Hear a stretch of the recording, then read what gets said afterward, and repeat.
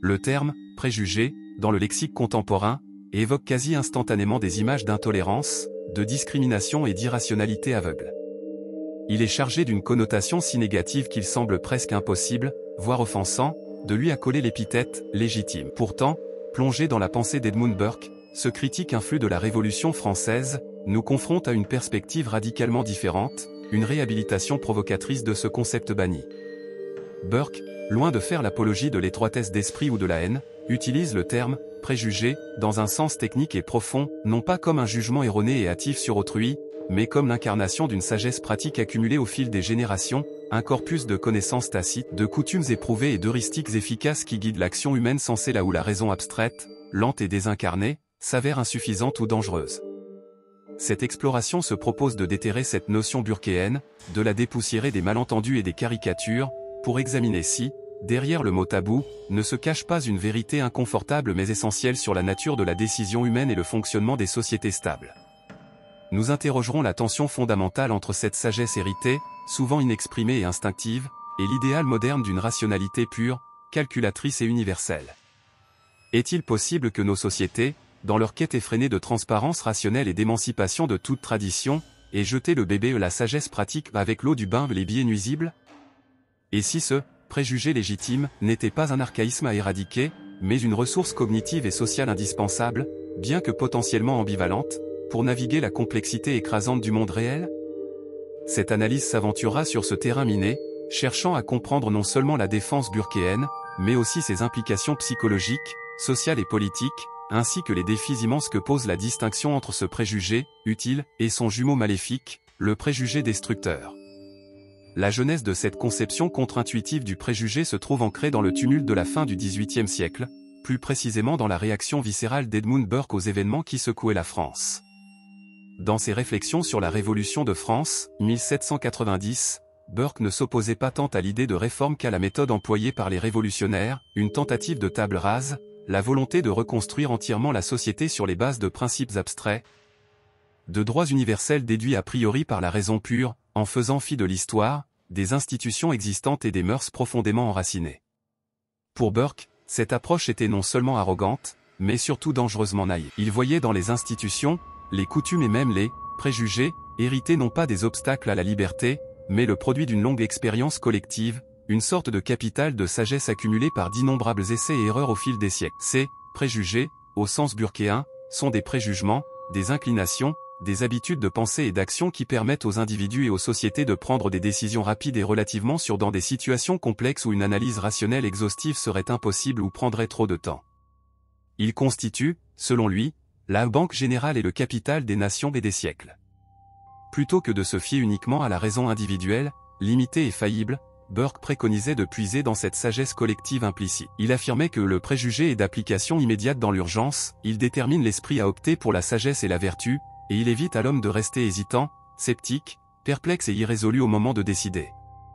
Cette valorisation de l'héritage contrastait violemment avec l'esprit des Lumières qui, dans sa branche la plus radicale, tendait à considérer la tradition comme un tissu d'erreurs, de superstitions et d'oppression dont il fallait s'émanciper par l'exercice critique de la raison individuelle. Pour les penseurs comme Thomas Paine, interlocuteur direct de Burke, les droits de l'homme étaient universels et découvrés par la raison, et chaque génération avait le droit, voire le devoir, de réinventer ses institutions selon ses principes, sans être lié par le despotisme manuscrit du passé. La divergence était donc fondamentale. Burke voyait dans le préjugé, entendu comme sagesse tacite héritée, une boussole essentielle, tandis que ses adversaires y voyaient des chaînes à briser. L'évolution sémantique ultérieure du terme préjugé, fortement influencée par la lutte contre les discriminations raciales, sexuelles et religieuses, a progressivement effacé la nuance burkéenne, ne retenant que l'aspect négatif de jugements hâtifs et hostiles fondés sur des stéréotypes. Comprendre Burke aujourd'hui exige donc un effort conscient pour se défaire de cette association exclusive et pour saisir la spécificité de son argument, une défense de la prudence, de l'humilité épistémique et de la valeur cognitive des traditions face à l'hubris rationaliste. Comment ce préjugé légitime, cette sagesse pratique héritée, parvient-il à se draper d'une aura de naturel ou des inévitable?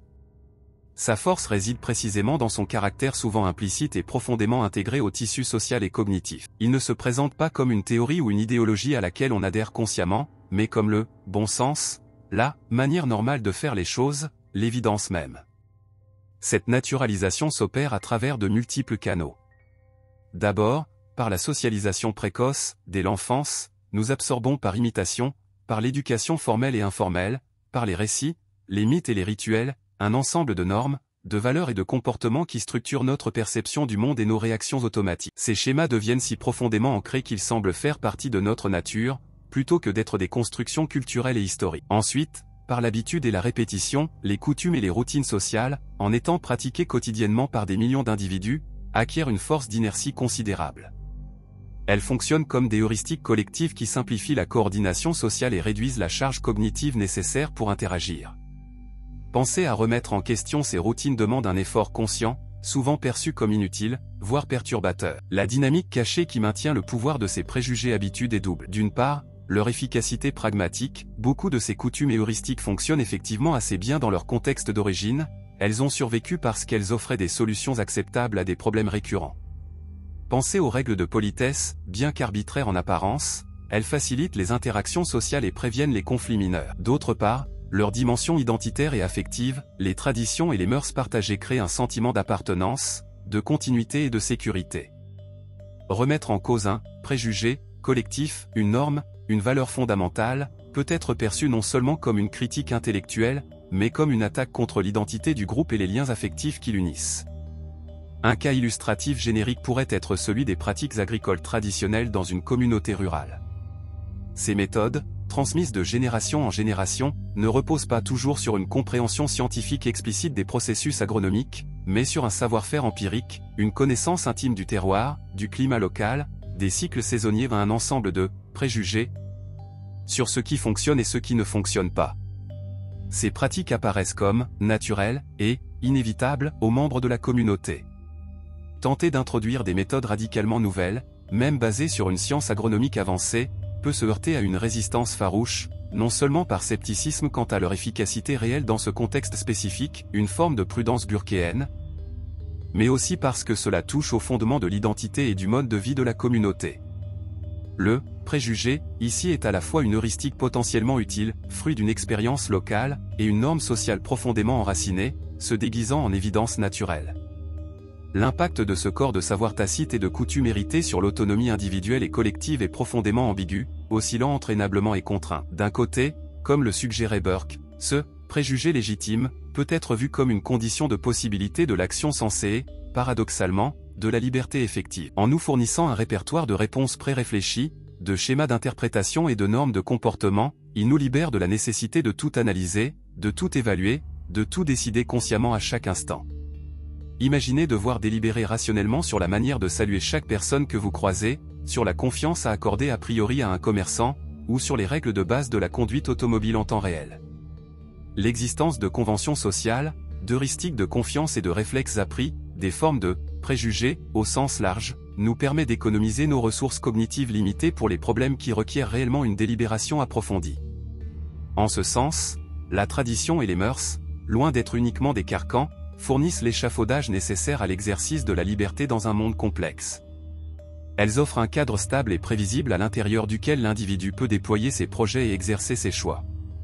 De même, au niveau collectif, des valeurs partagées et des institutions héritées peuvent favoriser la cohésion sociale, la confiance mutuelle et la capacité à agir de concert pour atteindre des objectifs communs, éléments essentiels à l'autonomie d'une communauté politique. Sans un minimum de préjugés partagés sur la légitimité des institutions, les règles du jeu politique ou les fins désirables de la société, l'action collective devient chaotique et inefficace. Cependant, la médaille a un revers sombre et indéniable. Ce même corpus de savoir tacite et de coutumes peut se transformer en un puissant instrument de limitation de l'autonomie. Lorsque les préjugés hérités incluent des stéréotypes nuisibles, des hiérarchies injustes ou des normes oppressives, ils restreignent sévèrement les choix et les opportunités de certains individus ou groupes. Le poids de la tradition peut étouffer l'innovation, la critique et l'expression individuelle. La pression à se conformer aux attentes sociales implicites, à ne pas dévier des évidences partagées, peut conduire à l'autocensure et à la suppression de perspectives dissidentes. L'autonomie individuelle est alors sacrifiée sur l'autel de la cohésion ou de la stabilité perçue. La question cruciale devient alors, où se situe la frontière entre le préjugé burkéen comme échafaudage nécessaire et le préjugé comme prison invisible? Quand une heuristique utile devient-elle un biais cognitif délétère? quand une coutume facilitatrice se mutait elle en norme oppressive. Cette distinction est extraordinairement difficile à tracer, car elle est souvent contextuelle et évolutive. De plus, la naturalisation de ces préjugés, comme discuté précédemment, rend leur remise en question particulièrement ardue. Ils opèrent souvent en deçà du seuil de la conscience, façonnant nos désirs, nos peurs et nos jugements de manière insidieuse. Ainsi, l'individu peut croire agir librement alors même que ses choix sont fortement contraints par des schémas hérités qu'il n'a jamais examinés critiquement. Au niveau collectif, la sacralisation de la tradition peut empêcher une société de s'adapter à de nouvelles réalités ou de corriger des injustices historiques, minant ainsi son autonomie à long terme en la rendant rigide et incapable de répondre aux défis émergents.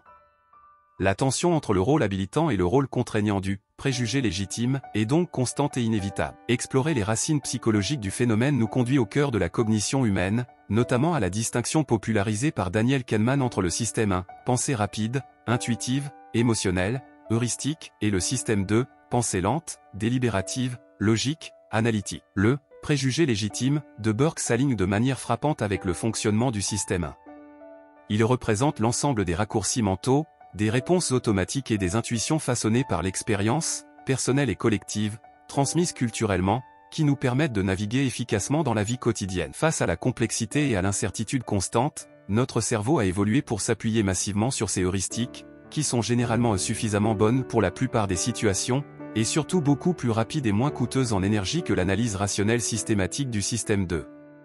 C'est là que réside la sagesse pratique dont parle Burke, une intelligence incarnée, contextuelle, qui sait comment agir sans nécessairement pouvoir expliquer pourquoi de manière exhaustive. Cette idée trouve un écho profond dans le concept de connaissance tacite développé par Michael Polanyi. Polanyi soutenait que nous pouvons savoir plus que nous ne pouvons dire. Une grande partie de notre savoir-faire, qu'il s'agisse de compétences motrices comme faire du vélo, de compétences sociales comme reconnaître une émotion sur un visage, ou de compétences professionnelles comme poser un diagnostic médical ou juger de la solidité d'un argument, repose sur une compréhension implicite difficilement formalisable ou transmissible par le seul langage. Ces compétences sont acquises par l'expérience, l'imitation, l'apprentissage par essai et erreur où elles sont, en un sens, des formes sophistiquées de préjugés bien fondés, des intuitions éduquées. Les heuristiques, bien que souvent décriées pour les biais qu'elles peuvent engendrer, biais de confirmation, heuristiques de disponibilité, etc., sont également des outils cognitifs indispensables. Comme l'a montré Herbert Simon avec son concept de rationalité limitée, les êtres humains ne sont pas des calculateurs omniscients, nous prenons des décisions dans des conditions d'information incomplètes et de capacités cognitives finies.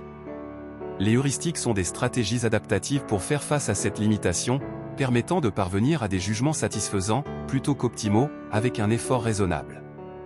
Le préjugé burkéen peut être interprété comme la reconnaissance de cette réalité cognitive fondamentale, et la valorisation des mécanismes, traditions, coutumes, institutions, qui encapsulent et transmettent ces heuristiques éprouvées collectivement. Pensez à l'apprentissage d'un art martial, l'étudiant apprend d'abord des formes, des mouvements stylisés, des réponses quasi automatiques, des préjugés moteurs et stratégiques. Ce n'est qu'avec une longue pratique que ces éléments s'intègrent en une compétence fluide et adaptable, où l'intuition, le préjugé éduqué, guide l'action bien plus efficacement qu'une analyse stratégique consciente en plein combat. La dimension socio-culturelle de ce préjugé légitime est tout aussi cruciale. Les sociétés humaines ne sont pas de simples agrégats d'individus rationnels, mais des entités complexes structurées par des réseaux denses de significations partagées, de normes implicites et d'institutions héritées. C'est à travers ces structures que la sagesse pratique collective, ou le préjugé burkéen, est encodée, transmise et maintenue. Les rituels, par exemple, qu'ils soient religieux, civiques ou familiaux, ne sont pas de simples actes symboliques, ils incarnent et renforcent souvent des valeurs fondamentales, des liens sociaux et des modes de compréhension du monde. Ils fonctionnent comme des mécanismes de transmission intergénérationnelle de préjugés essentiels à la cohésion du groupe. De même, les mythes fondateurs, les récits historiques et les expressions idiomatiques d'une culture véhiculent un ensemble d'hypothèses implicites sur la nature humaine, les relations sociales et la place de la communauté dans le monde. Ces éléments forment un stock de capital latent, comme le disait Burke, sur lequel les membres de la société peuvent puiser pour interpréter les situations et coordonner leurs actions. Les institutions elles-mêmes, qu'il s'agisse du droit coutumier, common law, cher à Burke, des systèmes de parenté, des guildes professionnelles ou même des marchés peuvent être vus comme des cristallisations de cette sagesse accumulée. Elles représentent des solutions éprouvées à des problèmes récurrents de coordination, de confiance et de régulation sociale. Tenter de les remplacer radicalement par des constructions purement rationnelles, conçues a priori, risque, selon la perspective burkéenne, de détruire ce capital social précieux et de conduire à des conséquences imprévues et désastreuses. L'échec de nombreuses tentatives d'ingénierie sociale à grande échelle au cours des XXe et XXIe siècles, qui ont ignoré les contextes culturels et les dynamiques sociales existantes, pourrait être interprété comme une validation tragique de cette mise en garde. Une société entièrement dépourvue de préjugés communs au sens de valeurs partagées non questionnées, de normes comportementales allant de soi, d'une certaine vision du monde héritée ou est-elle même concevable? Ne serait-elle pas condamnée à l'anomie, à la paralysie décisionnelle ou à une fragmentation infinie? Cela ne signifie pas, bien sûr, que toutes les traditions ou institutions héritées sont bénéfiques ou justes. La perspective burkéenne insiste plutôt sur la nécessité d'une approche prudente et réformiste plutôt que révolutionnaire, reconnaissant la valeur potentielle de ce qui existe déjà, même si cela nécessite des ajustements et des améliorations. Pourtant, la face obscure de ce préjugé légitime ne peut être ignorée. Le danger le plus évident et le plus pernicieux est la facilité avec laquelle la défense burkéenne de la tradition et de la sagesse tacite peut glisser vers la justification de l'injustice, de l'exclusion et de la résistance aveugle au changement nécessaire. C'est précisément cette ambiguïté qui a rendu le terme préjugé si toxique dans le discours moderne. Comment distinguer de manière fiable la sagesse latente d'une coutume de l'oppression qu'elle peut masquer? Qui a l'autorité de décider quelle partie de l'héritage est un trésor à préserver et quelle partie est un fardeau à rejeter? L'histoire est jonchée d'exemples où des pratiques discriminatoires, esclavage, ségrégation raciale, subordination des femmes, persécution des minorités religieuses ou sexuelles ont été défendues au nom de la tradition, de l'ordre social, de la nature des choses ou même de la volonté divine. Autant de masques pour des préjugés au sens le plus négatif du terme. La critique burkéenne de la raison abstraite, si elle est poussée trop loin, peut conduire à un relativisme culturel ou à un conservatisme ossifié qui refuse de reconnaître les principes éthiques universels ou les droits fondamentaux de la personne humaine lorsque ceux-ci entrent en conflit avec les pratiques établies. Le risque de stagnation est réel, une société qui vénère trop ses préjugés hérités peut devenir incapable d'innover, de s'adapter aux nouvelles circonstances ou de corriger ses propres erreurs. La suppression de la dissidence et de la critique au nom de la préservation de la tradition est une autre dérive possible. Lorsque le préjugé collectif devient dogme, il étouffe la pensée créative et la liberté intellectuelle nécessaires au progrès et à la vitalité d'une société. Les débats contemporains sur des sujets comme le politiquement correct, la cancel culture ou les limites de la liberté d'expression peuvent être analysés à travers ce prisme. D'un côté, certains y voient une tentative légitime de démanteler des préjugés systémiques nuisibles, racisme, sexisme, homophobie, incrustés dans le langage et les institutions. De l'autre, certains y voient une nouvelle forme d'intolérance, une attaque contre le bon sens, un autre nom pour le préjugé partagé, et une tentative d'imposer une orthodoxie idéologique par la raison abstraite, faisant écho, ironiquement, à ce que Burke reprochait aux révolutionnaires français. Cette controverse illustre la difficulté persistante à naviguer la tension entre la nécessité de préserver une certaine base commune de préjugés fonctionnels et l'impératif moral de combattre les préjugés injustes et d'adapter nos normes à une compréhension plus éclairée de l'éthique et de la justice. Face à cette complexité et à ces dangers, quelle stratégie peut-on envisager pour démanteler les effets négatifs des préjugés sans jeter par-dessus bord la sagesse pratique qu'ils peuvent contenir? Il ne s'agit pas tant de démanteler le mécanisme cognitif et social du préjugé lui-même, ce qui est probablement impossible et peut-être même indésirable, étant donné son rôle dans la pensée heuristique et la cohésion sociale, mais plutôt de développer une capacité de discernement critique. Il s'agit de cultiver ce que l'on pourrait appeler un traditionnalisme réflexif ou un conservatisme critique, une approche qui respecte l'héritage et reconnaît la valeur potentielle de l'expérience accumulée, mais qui soumet constamment cet héritage à l'examen de la raison, de l'éthique et des preuves empiriques. La clé réside dans la vertu que les Grecs anciens appelaient phronésie, la prudence ou la sagesse pratique. La phronésie n'est ni la pure raison théorique, sophia, ni la simple habileté technique, techne, mais la capacité à délibérer correctement sur ce qui est bon et utile pour l'homme dans des situations particulières et contingentes. Elle implique de savoir quand s'appuyer sur une règle générale ou une heuristique héritée, préjugée, quand cette règle doit être adaptée ou nuancée, et quand elle doit être carrément rejetée au profit d'un principe supérieur ou d'une analyse nouvelle. Cultiver la phronésie individuelle et collective pourrait impliquer plusieurs stratégies concrètes. Premièrement, une conscience historique accrue, comprendre comment nos préjugés actuels, normes, valeurs, institutions, se sont formés, quels problèmes ils étaient censés résoudre, et quelles étaient les alternatives envisagées ou écartées par le passé. Cette perspective historique permet de relativiser nos propres évidences et d'ouvrir l'espace à la critique. Deuxièmement, l'exposition active à la diversité des perspectives, dialoguer avec des personnes issues de cultures, de milieux sociaux ou de traditions intellectuelles différentes nous force à prendre conscience de nos propres hypothèses implicites et à les justifier. Troisièmement, un engagement constant dans le questionnement critique de nos propres croyances et pratiques, même celles qui nous sont les plus chères ou qui semblent les plus naturelles. Il s'agit de distinguer soigneusement entre les heuristiques descriptives, raccourcis pour comprendre le monde, et les jugements moraux prescriptifs, ceux qui devraient être. Une heuristique peut être utile sans être moralement juste. Quatrièmement, favoriser une culture du débat ouvert et respectueux, où les idées dissidentes peuvent être exprimées et examinées sans crainte de représailles, permettant ainsi une correction collective des erreurs et des biais. Enfin, adopter une approche pragmatique et expérimentale du changement social, plutôt que des révolutions basées sur des plans abstraits, privilégier des réformes progressives, fondées sur l'observation attentive des conséquences et la volonté d'ajuster le tir en fonction des résultats. C'est un peu comme le débogage d'un programme informatique complexe, on ne jette pas tout le code à la poubelle, mais on identifie et corrige les bugs, préjugés nuisibles, normes obsolètes, tout en préservant les fonctionnalités essentielles, heuristiques utiles, traditions porteuses de sens. En conclusion, l'exploration du concept burkéen de préjugés légitimes nous confronte à une réalité inconfortable et profondément nuancée de la condition humaine et sociale. Loin d'être une simple apologie de l'immobilisme ou de l'intolérance, la perspective de Burke met en lumière le rôle indispensable, bien que souvent invisible, de la sagesse pratique accumulée, des connaissances tacites et des heuristiques héritées dans notre capacité à naviguer un monde complexe et incertain. Elle nous rappelle que la raison humaine, bien qu'essentielle, est limitée et qu'elle opère plus efficacement lorsqu'elle est ancrée dans l'expérience, la tradition et un certain fond commun de préjugement et qui structure notre perception et notre action. La tension entre cette dépendance nécessaire à l'égard du passé et l'impératif moral de critiquer, de réformer et de s'adapter au présent est au cœur de la dynamique sociale et politique.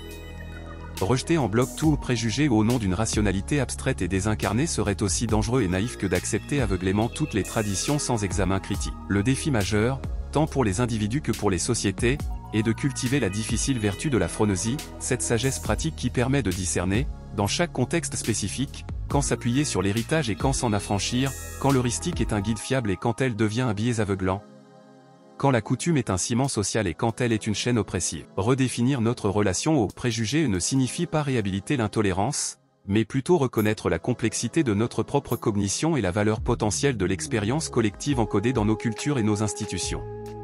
Cela exige une humilité épistémique, la reconnaissance des limites de notre propre raison couplée à un courage éthique, la volonté de remettre en question et de réformer ce qui est injuste ou obsolète. En fin de compte, naviguer entre la sagesse pratique héritée et la quête rationnelle d'un avenir meilleur n'est pas une contradiction à résoudre, mais une tension créatrice à gérer, un équilibre dynamique à rechercher sans cesse, dans la poursuite d'une société à la fois stable, juste et capable d'apprendre de son passé sans en être prisonnière.